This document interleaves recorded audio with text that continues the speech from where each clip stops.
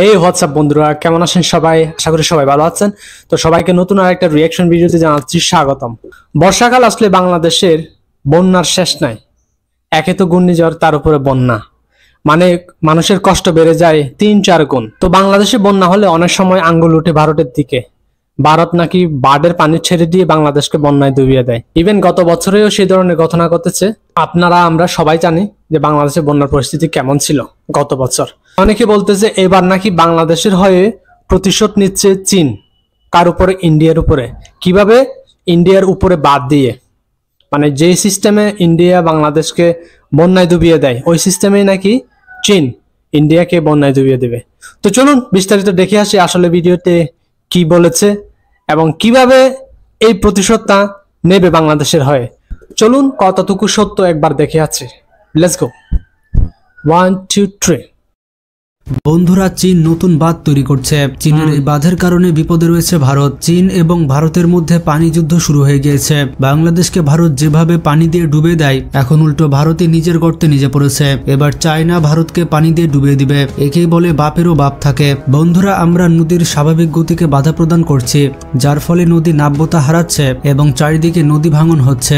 এবার নদীকে নতুন করে আলোচনায় আনলো চীন। চায়নার নদীগুলো ভারত এবং বাংলাদেশের মধ্য দিয়ে প্রবাহিত। চীন এবার নতুন করে বাঁধ তৈরি করছে। প্রশ্নটি হচ্ছে, চায়না চীন থেকে শুরু করে ভারত হয়ে বাংলাদেশে আসছে, বাংলাদেশেরই বা কি হবে? চলুন এ বিষয়ে বিস্তারিত জেনে আসি। বাংলাদেশ ও ভারতের মধ্য দিয়ে 54টি নদী প্রবাহিত হয়েছে। এই সব নদীগুলোর মধ্যে অনেক নদীতে ভারত বাঁধ দিয়েছে এবং পানি চলাচলে প্রতিবন্ধকতা সৃষ্টি করেছে, যার ফলে বর্ষা মৌসুমে বাংলাদেশ বন্যা কবলিত হয়ে পড়ছে আর শুষ্ক মৌসুমে তীব্র পানির সমস্যায় ভুগছে বাংলাদেশ। ভারত এসব নদীতে বাঁধ নির্মাণ করে বাংলাদেশকে পানির ন্যায্য ভাগ দিচ্ছে না। এদিকে ভারতের উজানে চীনের অবস্থান। চীনও ইচ্ছামতো ব্যারেজ নির্মাণ করছে। এশিয়ার এই অঞ্চলটিতে নদীতে সঠিক পানি বন্টন হয় না, কারণ চীন ভারত এবং বাংলাদেশের মধ্য দিয়ে প্রবাহিত নদীর জলপ্রবাহকে আটকে দিচ্ছে চীন, ভারত এবং বাংলাদেশ। এক্ষেত্রে সব থেকে এগিয়ে রয়েছে চীন, তারপরে ভারত নদীতে ব্যারেজ নির্মাণ করে একই কাজ করছে।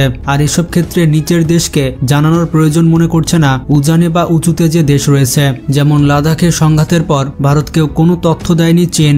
ভারতও বাংলাদেশকে না জানিয়ে তাদের উজানে বাঁধ নির্মাণ করছে। এসবের মধ্যে গঙ্গায় বাঁধ দিয়েছে আমাদের পার্শ্ববর্তী শত্রু দেশ ভারত। এছাড়া তিস্তা নদীর উপরেও তিস্তা ব্যারেজ তৈরি করেছে। তিস্তা নদীর পানি নিয়ে দীর্ঘদিন ধরে ভারত বাংলাদেশের মধ্যে অনেক দ্বন্দ্ব রয়েছে। পানি বন্টন নিয়ে বাংলাদেশকে ভুগতে হচ্ছে অনেক দিন ধরে। প্রতি বছরই এর ফল পাচ্ছে বাংলাদেশ এবং বাংলাদেশের মানুষ। ভারী বৃষ্টি ও ভারত থেকে আসা পাহাড়ি ঢলে স্মরণকালের ভয়াবহ বন্যার কবলে ফেনী, নোয়াখালী, কুমিল্লা, খাগড়াছড়ি সহ দেশের 8টি জেলা।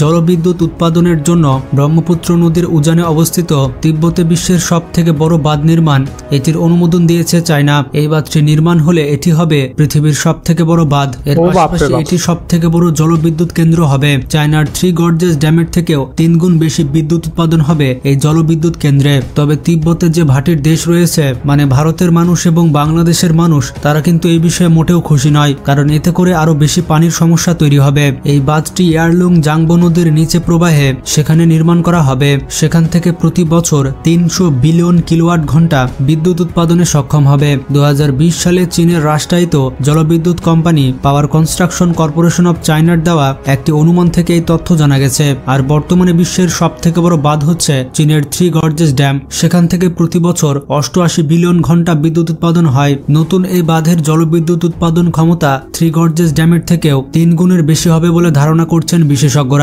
ইয়াংফু সাংফু নদীটি একটি গলিত হিমবাহ এবং এটি পাহাড়ের ঝর্ণা থেকে উৎপত্তি। এই নদীটি ভারতের অরুণাচল প্রদেশ এবং আসাম রাজ্যের মধ্য দিয়ে প্রবাহিত হয়ে নদীটি বাংলাদেশে প্রবেশ করেছে। বাংলাদেশে ও ভারতে এই নদীটি ব্রহ্মপুত্র নামে পরিচিত, যার কারণে ভারত ও বাংলাদেশ এই বাঁধ নির্মাণে উদ্বেগ প্রকাশ করেছে। প্রকল্পটি স্থানীয় পানি প্রবাহ যদি চীন করতে পারবে নিজেদের শঙ্কার কথা জানিয়েছে ভারত এবং বাংলাদেশ। তবে চীনের দাবি তিব্বতে প্রকল্পগুলো পরিবেশ বা নদীর নিম্ন প্রবাহে পানি সরবরাহের উপর বড় কোনো প্রভাব ফেলবে না। ইয়াংফু জাংফু বা ব্রহ্মপুত্রের উজানে চীন এরই মধ্যে জলবিদ্যুৎ উৎপাদন শুরু করেছে এবং আরো বেশ কয়েকটি প্রকল্প হাতে নিয়েছে বলে জানা গেছে। আন্তর্জাতিক গণমাধ্যমে এটিকে সুপার ড্যাম বলা হচ্ছে। জলবিদ্যুৎ প্রকল্পটি চীনের 3 গর্জেস ড্যামের থেকেও 2 থেকে 3 গুণ বেশি এবং বিশ্বের সব থেকে বড় জলবিদ্যুৎ প্রকল্প এটি। এখানে 60 বিলিয়ন কিলোওয়াট অর্থাৎ 60 গিগাওয়াট বিদ্যুৎ উৎপাদন হবে আর এটি একটি বিরাট কর্মসূচি। কর্মসূচি। তিব্বত ছাড়াও চীন, ভারত এবং ভুটান এবং বাংলাদেশের মধ্য দিয়ে নিম্ন দিকে প্রবাহিত হয় ইয়ামলু জাংফু নদীটি, যা ব্রহ্মপুত্র নামে ভারতের অরুণাচল প্রদেশ এবং আসাম হয়ে বাংলাদেশে প্রবেশ করেছে। অর্থাৎ এই নদীর নিম্নধারে বাঁধ নির্মাণের সিদ্ধান্তকে কেন্দ্র করে ব্যাপক উদ্বেগ সৃষ্টি হয়েছে ভাটির দেশগুলোতে। এই শঙ্কাটি বাঁধটির কারণে পাল্টে যেতে পারে নদীর নিম্নভাগের পানি প্রবাহ এবং নদীর গতিপথ, যাতে নেতিবাচক প্রভাব পড়তে পারে ভারত ও বাংলাদেশের নদীগুলোতে। ধারণা করা হচ্ছে বাঁধটি নির্মাণের ফলে বাস্তুচ্যুত হতে পারে বহু মানুষ, এমনকি ঝুঁকির মুখে পড়তে পারে তিব্বতের নিম্নমুখী পানি ব্যবস্থায়। পদ্মা নদী ছাড়া বাংলাদেশের আরেকটি বৃহত্তম নদী ব্যবস্থা হচ্ছে ব্রহ্মপুত্র। এমনিতে তিস্তা নদীর পানি বন্টন নিয়ে ভারত বাংলাদেশের মধ্যে দীর্ঘদিন ধরে সংঘাত চলছে। এটির কোনো সমাধান এখনো পর্যন্ত হচ্ছে না। তার মধ্যে চীন এই নদীর উজানে বাঁধ নির্মাণ করে নতুন করে সমস্যার জন্ম দিচ্ছে।